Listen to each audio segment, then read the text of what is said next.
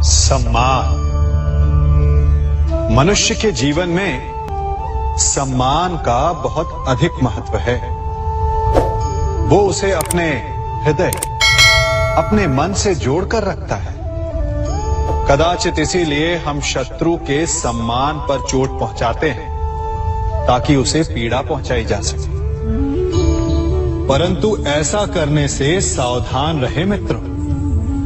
शरीर पर लगी चोट मनुष्य भुला सकता है, परंतु उसके सम्मान को लगी चोट उसे जीवन भर पीड़ा देती है। और स्त्री के मान सम्मान पर लगी चोट उसे उस सीमा तक ले जाती है जहां उसे केवल प्रतिशोध दिखाई देता है। यदि अपने शत्रुओं को जीतना है तो प्रेम से जीतिए, अपने कर्मों से जीतिए।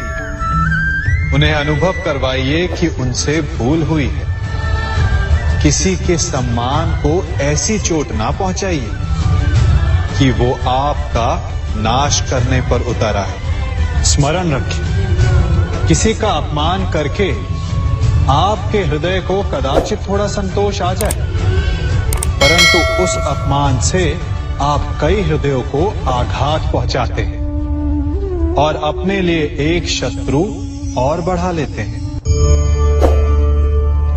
हम सब शीघ्र ही सफलता चाहते हैं, ढेर सारी संपत्ति और सुख चाहते हैं, और ऐसे में कई बार हम छोटे मार्गों का चयन कर लेते हैं। वो मार्ग जिनमें परिश्रम नहीं होता, जिनमें होता है तो केवल छल, कुटिलता और भाग्य का सहारा। जैसे कि जुआ। कोई जुए के खेल में धन लगाता है, कोई दांव लगाता है और ये भूल जाता है कि जुआ ऐसा दलदल है कि जिसमें एक बार गिरे तो सर्वनाश से पहले निकलना असंभव है। यदि आप जीते तो और जीतने की भूख बढ़ जाएगी, और यदि आप कुछ हार बैठे तो उसे पुनः पाने के लिए आप फिर से खेलेंगे। मनुष्य को ये आभास ही नहीं होता कि अपनी संपत्ति के साथ साथ वो अपनी मानवता, अपने संस्कार, अपना धर्म और अपना उत्तरदायित्व सभी जुए की भेंट चढ़ा देता है। इसलिए कुछ पाना है तो परिश्रम से पाओ। यदि कुछ जुए में जीता तो वो उतना शीघ्र ही खो दोगे, चूंकि उसे परिश्रम से पाया नहीं गया है, और उसकी रक्षा करने के लिए आपके मन में स्वाभाविक प्रयास भी नहीं होंगे। क्षमा बढ़न को चाहिए, छुट्टन को उत्पाद। क्षमा इस संसार में शांति का, सुख का मूल आधार है। क्षमा आपके मन से प्रतिशोध और शत्रुता जैसे भावों को समाप्त करती है। परंतु क्या हर स्थान पर क्षमा आवश्यक है? क्या प्रत्येक का अपराध क्षमा करने के योग्य होता है? नहीं। कभी कभी उसे क्षमा करके हम उस व्यक्ति को और बड़ा अपराध करने की प्रेरणा देते हैं, और ऐसा ही अपराध है स्त्री का मान भंग करना, जिसमें क्षमा की कोई अवस्था नहीं। यदि सिंह भूल से गाय के बछड़े का अखेट कर ले तो उसे क्षमा किया जा सकता है, परंतु यदि वो नरभक्षी हो जाए तो उसके केवल दो स्थल होते हैं, या तो पिंजरा या फिर मृत्यु की गोद। कुछ परिस्थितियों में क्षमा के स्थान पर दंड देना आवश्यक होता है, चूंकि ये दंड का भय ही है जो लोगों को वो अपराध करने से रोकता है। संसार में सबसे बड़ा क्या है? अभिमान और बाहुबल, या विश्वास और आस्था? निश्चित रूप से बाहुबल के महत्व को नकारा नहीं जा सकता। मनुष्य अपने बाहुबल से पर्वत को मैदान बना सकता है, सागर सुखा सकता है, मरुस्थल में नदियां बहा सकता है, परंतु बाहुबल को सहारा होता है विश्वास का। यदि मन में विश्वास ना हो तो बाहुबल किसी काम का नहीं। वो कौन सा बल है कि मोर आकाश की ओर ताकते हैं?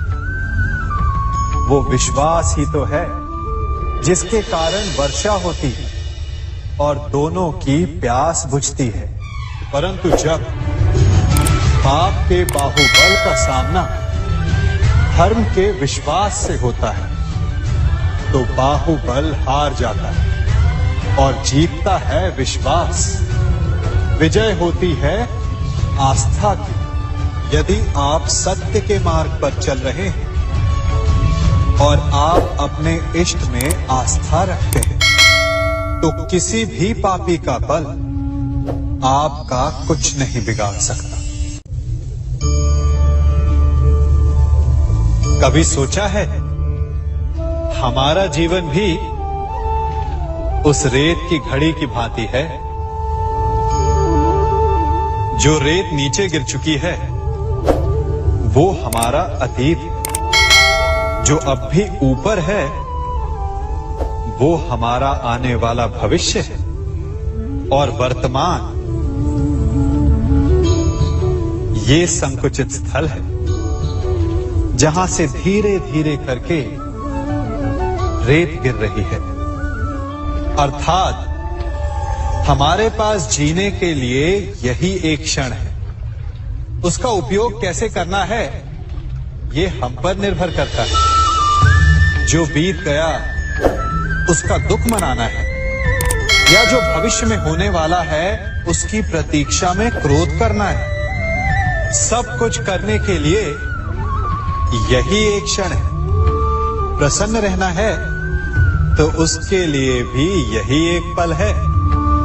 प्रतीक्षा करते रहोगे तो ये पल भी भूतकाल में बदल जाएगा। इसलिए आनंद के लिए, परोपकार के लिए प्रतीक्षा ना कीजिए। आपके पास जो पल है उनका भरपूर सदुपयोग कीजिए, क्योंकि इस घड़ी को पलटकर आप फिर से समय अवश्य गिन सकते हैं, परंतु अपना बीता हुआ समय आप वापस नहीं लौटा पाएंगे।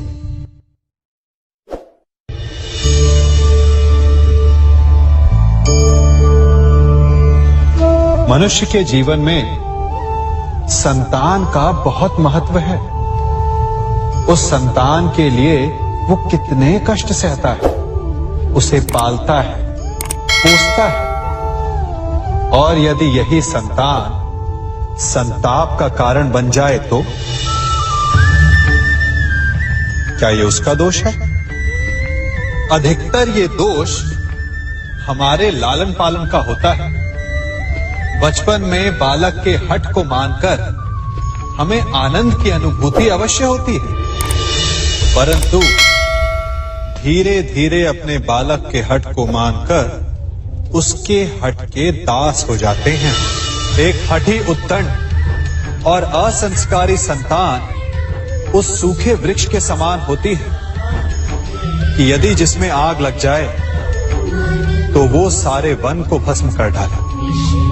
और स्मरण रहे, जब उसमें अग्नि लगती है तो सबसे पहले वो स्वयं के घर को ही भस्म करती है।